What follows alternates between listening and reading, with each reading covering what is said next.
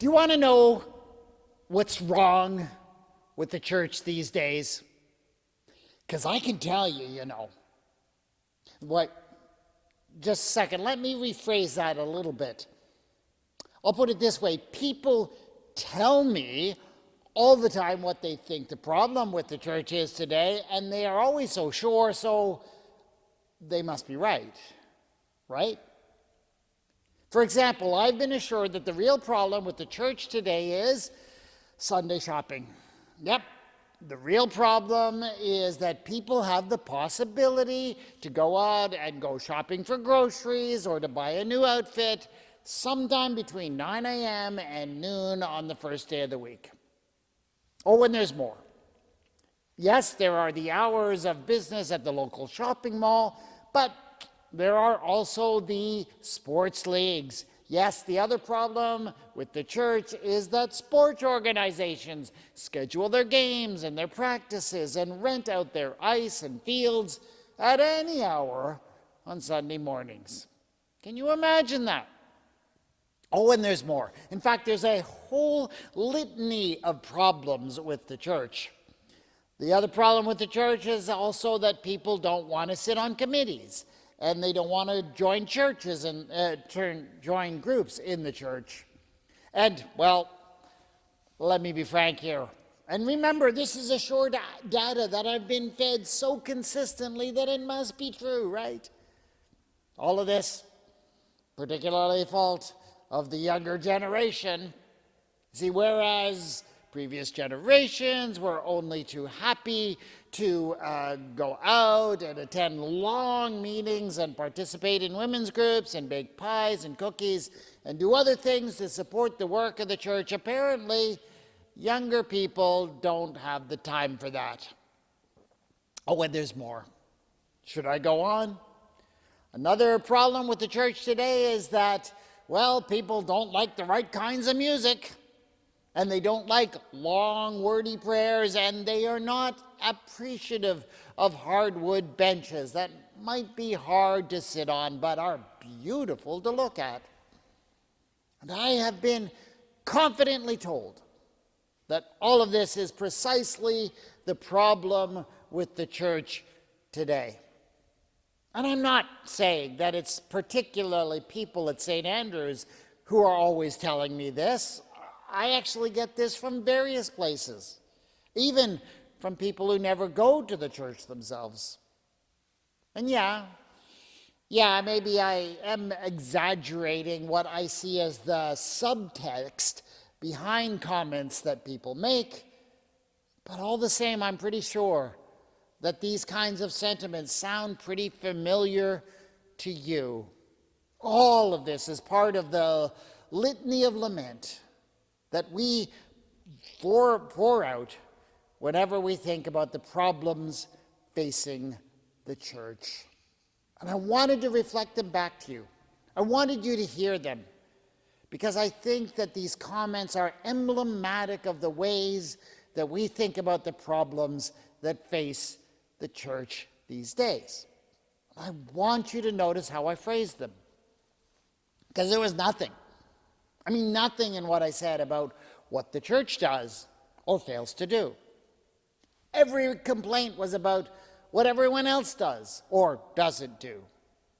And I would suggest that that's how we tend to think of the problems that face the church today. We are happy to focus on what we see as deficiencies in the society around us or changes we don't like. And it's not as if there's nothing to these laments. Of course, there is no question that society has changed in some pretty dramatic ways over the last few decades, and that these changes have created challenges to a centuries-old institution, which is the Protestant Church, which has not proved itself to be particularly good at dealing with change. But I'm sure you see the problem with this mode of thinking.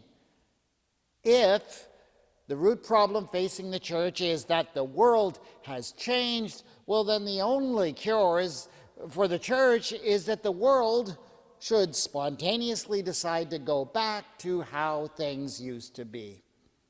And even if there are some good things about how things used to be, what do you suppose is the likelihood of that happening?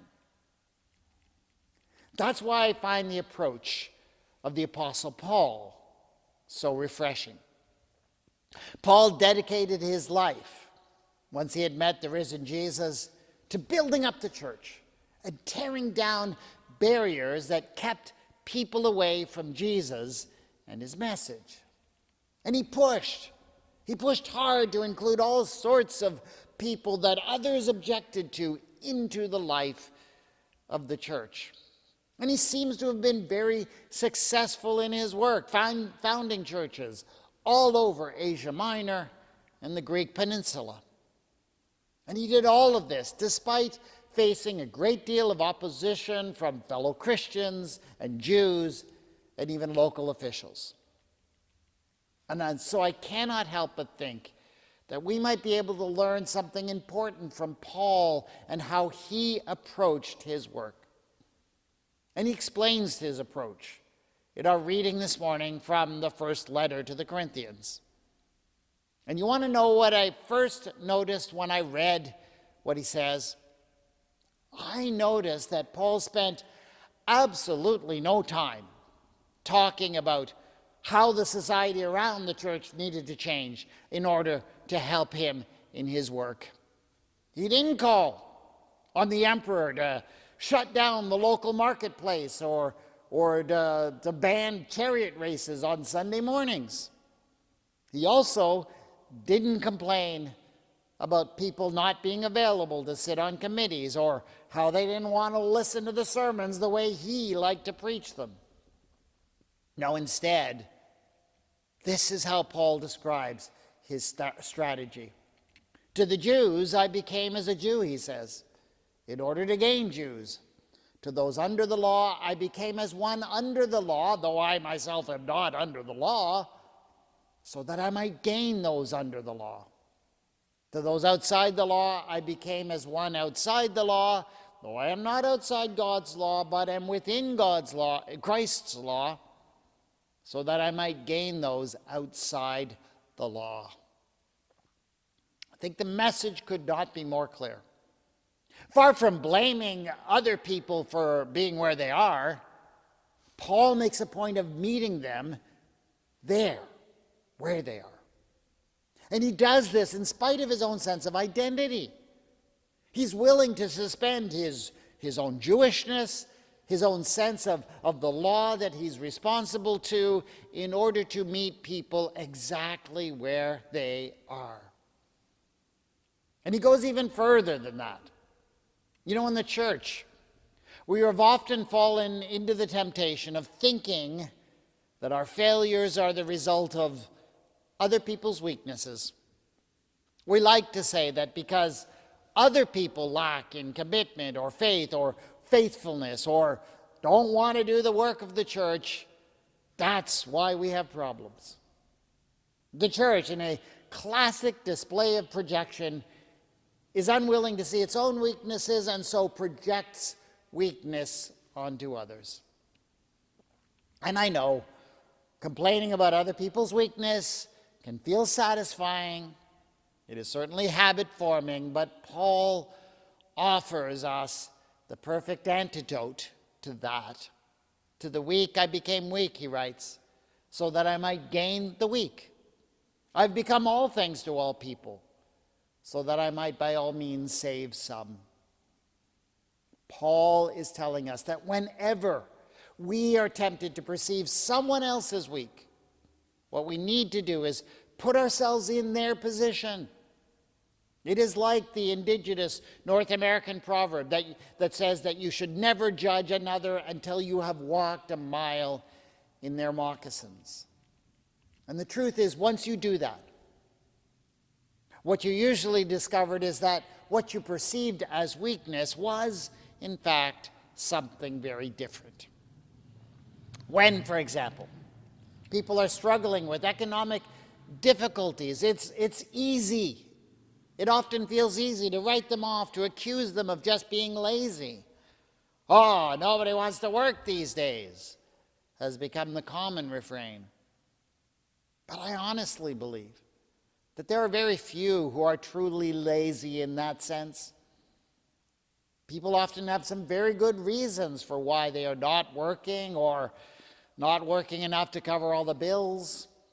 Sometimes, these days, honestly, it's because wages have been set so low that people simply can't afford to live in and do work in a certain place because they can't afford to live there. They can't afford the rent and the cost of living. Therefore, for them to take the job would be to choose to fall even further behind, economically speaking. And this is also true when it comes to the work of the church. I do think people are motivated to contribute to the important and meaningful work that the church is doing. I mean, who wouldn't want to be a part of spreading good news, of helping people to face the struggles of life? What is more meaningful than that? So if people are not doing it, I don't think it's because there's something wrong with them. It's because other barriers are in the way. It's because the church has conceived of itself and its activities in a way that simply does not fit into the lives and the sense of priorities of the people. So if, for example, younger women aren't interested in being parts of missionary groups or organizations like that in the church, it has little to do with them not agreeing with those goals, but it has a lot to do with an economic situation that forces all adults to take on full-time careers in addition to taking care of family needs just to break even. That has a great deal to do with how people order and organize their social world, but it doesn't have anything to do with any sense of deficiency or weakness. And that's why what Paul writes to the Corinthian church, I think ought to be emblazoned on the door of many of our churches. I do it all for the sake of the gospel, so that I might become a partner in it. The job of the church is not to continue to be what it's always been and expect everyone else to conform to its way of doing things. The job of the church is to become a partner with anyone who is able to share in that good news. And for this reason, the church needs to be adapting itself to the needs of its partners, rather than demanding that those partners adapt to the needs of the church.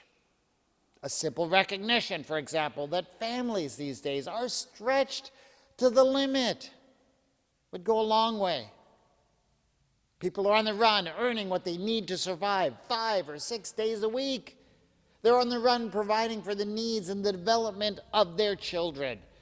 They have the right priorities. They're doing the right things. And they're doing it in the only way that this world allows them to do it. That doesn't mean they don't recognize that the church isn't a part of doing the right thing for their family.